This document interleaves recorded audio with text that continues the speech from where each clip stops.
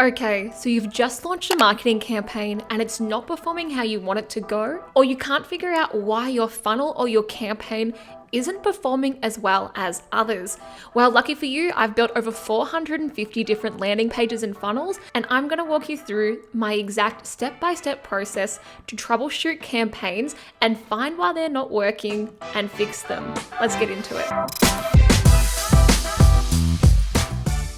Hey team, how are you going today? For anyone that's new to my channel, my name's Conlin-Hurd. I'm the co-founder of Persuasion Experience, and on this channel, I talk about everything marketing, mindset, and money. So if that sounds like you, make sure you subscribe so you don't miss any future videos, and continue watching so that we can figure out what's wrong with your campaign and how to fix it.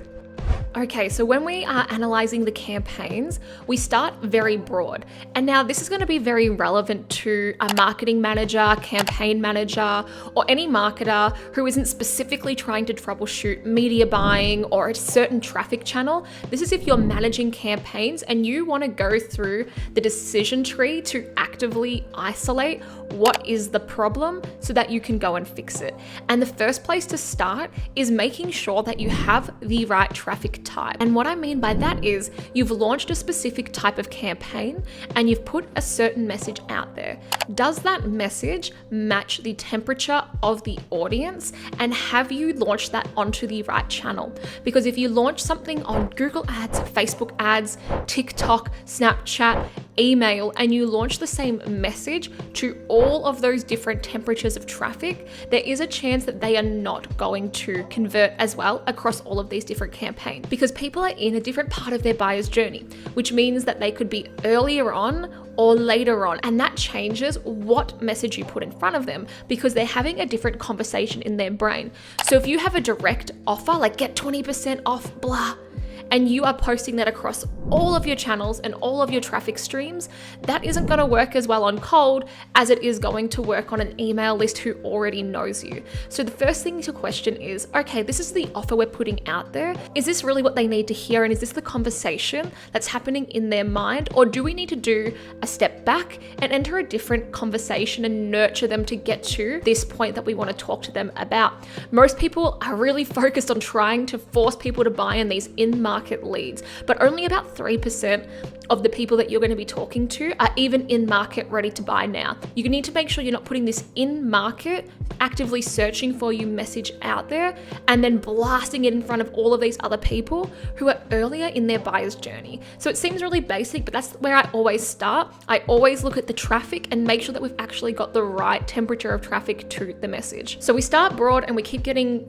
more narrow and more narrow and more narrow as we go through these campaigns. Your job here is to isolate the issue, and then whether you're the one who will fix it or you have a team member who can go and fix it, like a media buyer, your ads person, a social media person, a tech person. But right now, as my job from working in companies like Founder and launching $1 million products, I needed to find what was the problem fast. So number two, the next thing that you are looking at is whether your ads are congruent with where the user lands.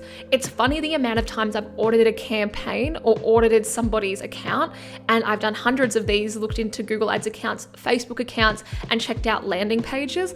And then what's promised in the click to get the click, there's a disconnect, there's an incongruence with what's actually offered on the page. So if you're talking about a certain messaging, top of funnel in your advertising, and that isn't being relayed then on what they land on, that's going to cause a disconnect and bounce straight away. So see how we're starting really high up at the traffic level first. And that's not to say that it's the traffic person's fault or that traffic isn't working and traffic sucks. This is just where you start because this is a very, very tippy top of your funnel. So check whether the ads have the same messaging as the destination URL, or are the ads saying something wildly different and it's getting the click, but then people aren't converting or they're bouncing straight away. And then think, okay, if your ads are working but not converting, can you take the messaging from your ads and put them into your headline, put them into your message hierarchy to help to improve the conversions on your campaign? Because sometimes when you just launch a campaign, you're running all of these different ads and message hypotheses hypotheses. However, you should be hoping that it's somewhat congruent between the ads and the landing page, but that's not always the case. And there's been plenty of campaigns where I knew at the ad level, we were going to be testing out 3 to 5 different message hypotheses, and that as soon as we saw a winner, we were going to update what was on the landing page. And then as we scale and grow, we can update what goes in the emails and update what goes into sales enablement as well. But for right now, what you've promised to get the click, is that reflected in your landing page? If not, those are some of the ways that you can start to fix that. Okay, and this is probably the number one thing that has happened on most campaigns, and it's a huge facepalm moment when it happens, but it just happens. And number 3 is everything working from a tech perspective? So when you are doing QA of your campaigns, you should be doing a pre-live and a post-live, and you should have an internal checklist that everyone goes through and that it's uploaded to your Trello, your Asana, your ClickUp, whatever you use, to make sure that you are doing that quality assurance, because it can cost a lot of money to have things broken. The amount of campaigns I've audited to find the problem was there was too many clicks on the landing page, taking people off the page, and that's why they were exiting the page. Or there was a button not working in the funnel, and it's these little tech things, these little leaks that are costing you money. So are all of the buttons doing what they should? Check on all devices, check on all browsers. Does the form submit? What is the load time like? That's a huge thing. There's a huge correlation between load time and the amount of conversions you will get. I've seen the data of $100 million companies, and there's a direct correlation in their data of their load time increasing and their money decreasing. It's not up for debate. This is fact. And the higher your load time, the less conversions you're going to get. It's unsexy. It's annoying to fix. But if you don't fix it, you're not going to improve your conversions. And ultimately, you want to go through what you're sending traffic to from the perspective of a user. Is it easy to use? Does it make sense? Does it flow? Check it on mobile, check it on desktop, check it on different browsers. You can go into your analytics and you can see what devices and what browsers are getting the most traffic. And then you can even drill down and see where are the conversion rate differing so that you can help to improve the ones that are actually lagging. You'll be seeing the entire blended conversion rate.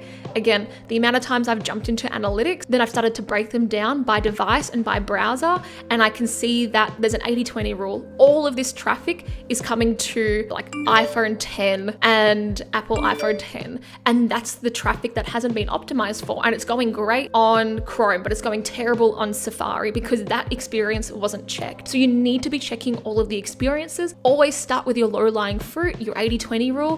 Where is most of the traffic coming from? What devices and browsers, and check for that. So that is number 3, the tech experience. And honestly, hopefully it is that. Hopefully it's an easy fix, because everything else we're about to start getting into gets a little bit harder and isn't as much of a quick fix. So number 4 is, have you created a good persuasion experience? Effectively, that's your funnel. And your funnel isn't optional. A funnel is every single touch point that somebody has with your company. And have you made this as seamless as humanly possible? So analyze all of the touch points a user sees. Do you have consistent messaging? Are you saying one big outrageous social proof statement over here and something else over here? People notice this consciously and subconsciously, and it can turn them off from converting. Is it clear in your marketing what you want them to do and what they're going to get out of it? Does your experience make it easy, lucrative, and fun? So ALF to work with you, or half, hard, annoying, lame, and frustrating?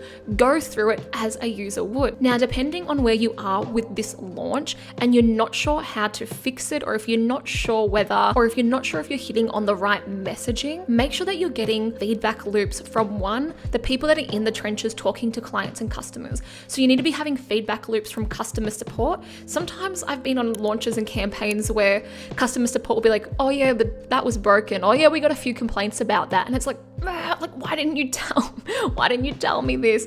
Or the sales team will be like, oh, everyone keeps asking me this. It's like, why didn't you tell me? Like, I'll put this on the page. I'll make your jobs easier. So the best way to sort of circumnavigate some of this problem is 1, keep a really good feedback loop with the people on the trenches answering questions and doing your sales. And number 2, making sure you have the feedback loop set up from your customers or your clients. So what you want to have is, you want to have a survey why you buy. So why did you buy? Asking really good questions so that you can get that feedback and keep adjusting your messaging and your product. And number 2, why didn't you buy? So if someone comes in as a lead and after X amount of time they don't buy, you want to know why. Now that survey will have a much lower response rate, but people still respond to it. And the information you get from that is super invaluable. And sometimes they just blatantly say, oh, I didn't understand the offer. I didn't get this. Oh, this was broken. Oh, I went to this page and it was confusing and then I went here. Sometimes there's heaps of bloat. There's a lot of people working on campaigns. There's all these random pages and you just need to get minimum viable. You need to strip back the bloat so it's easier to launch these campaigns. That's honestly like the best thing is when you are launching a campaign, always launch minimum viable and then you can bolt things on. So the next time that you want to avoid all of these issues, because then you can add things on. If you launch with this big mega papa daddy crazy funnel and then all of these different campaigns and all of these different channels, it's really hard to pinpoint the problem when you're still trying to get message to market fit, if that's what you're trying to do. And finally, number 5, if you've gone through all of those things and you're like, nope, not that, not that, not that, not that, unfortunately, it probably means you have a really crappy offer. So what we need to figure out now is, do you have a golden hippo offer? Do you have an offer that's irresistible to take up? If your ads are working and your media buyer is like, no, I'm getting an amazing CPA, all of these clicks are great, it's from the best audience, and then you've gone through from a tech point of view and there's nothing wrong with the tech. If you know that what you do has worked in the past and you're getting people coming here and they're not converting and there's nothing wrong with the experience, there's no like crazy ways people are clicking off and going to other things, that means your offer and your messaging and potentially your positioning are totally off. And I go over how to create these in other videos that I have, but for now, let's focus on the offer because that's the number one thing that is going to get somebody to convert. So if you're serving up the same boring get a quote, speak with us, or if your product or your service or your software is just the same as everybody else's and you're just talking about me, this is how great we are, and you're not showing how you're going to get the target market from crappy point A to the desired point B and how you'll be that vehicle. So that positioning of that is the offer. You need to make sure that you're actually answering all of these pain points and showing them how you're going to solve their problem. So you need to understand, is your offer irresistible? And if you've come through this checklist and now nobody's converting on your offer, that means it's not irresistible and that means you haven't hit the right nerve of the market. And this is the most frustrating one because what happens is most people do not front load their work to figure out this offer. There's a lot of things you need to go back and do and build your foundations. And what starts to happen is people try and Frankenstein their marketing campaigns and they start putting sticky tape here and it's like they've built this house on sand and it's sinking, and then they're trying to figure out, they'll run another ad, they'll have another channel, they'll do an email blast, but they don't have the scalable foundations for growth.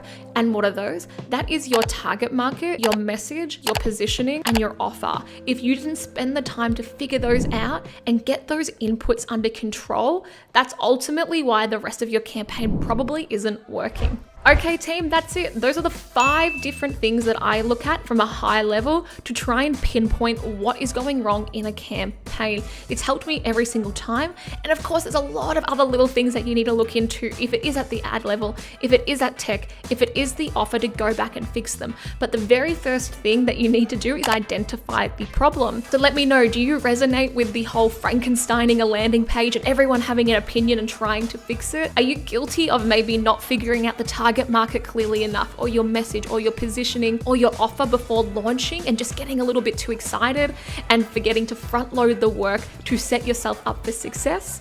We're all guilty of it. I still do it sometimes and I have to pull myself back and think, no, build the foundations if you want to grow and scale. So team, thank you so much for watching today's video. I hope you enjoyed it. And if you did, please make sure that you subscribe and ring that bell and leave in the comments anything else you would like to see in a future video. Thank you again, and I'll see you on the next one.